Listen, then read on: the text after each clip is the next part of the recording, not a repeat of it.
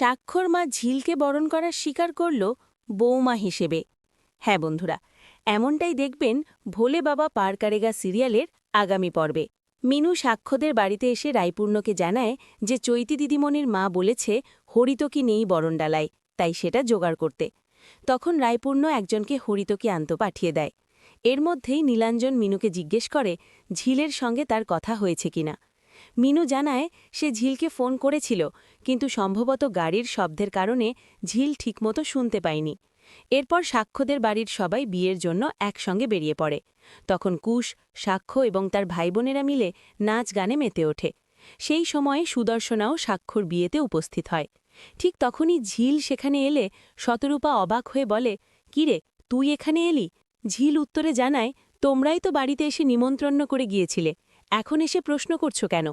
পাশ থেকে মিলি জিজ্ঞেস করে, তুই এতক্ষণ কোথায় ছিলি? ঝিল হেসে বলে, এক জায়গায় ছিলাম, বড়লোকের বিয়ে বলে কথা, সাজগোজ বুঝে করেই তো আসতে হয়। এই কথাবার্তার মধ্যেই চৈতির মা সাক্ষ্যকে বরণ করতে গিয়ে সাক্ষ্য ইচ্ছে করেই হাত দিয়ে বরণডালাটি ঠেলে ফেলে দেয়। তখন চৈতির মা বলে তিনি নতুন করে আরেকটা বরণডালা সাজিয়ে আনছেন, কিন্তু সাক্ষ্য জানায় যেহেতু একবার বাধা পড়ে গেছে তাই আর বরণের দরকার নেই। সে বলে পরের বার তাদের বাড়িতে গেলে তখন বরণ করে নিলেই হবে।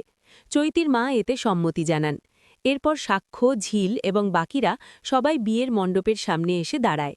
তখন কুশ মজা করে ঝিলকে বলে, শুনেছি তুই নাকি নিজের স্টাইলে রবীন্দ্রসঙ্গীত গেয়েছিস, কিন্তু আমার তো শোনা হয়নি, একবার গেয়ে শোনা।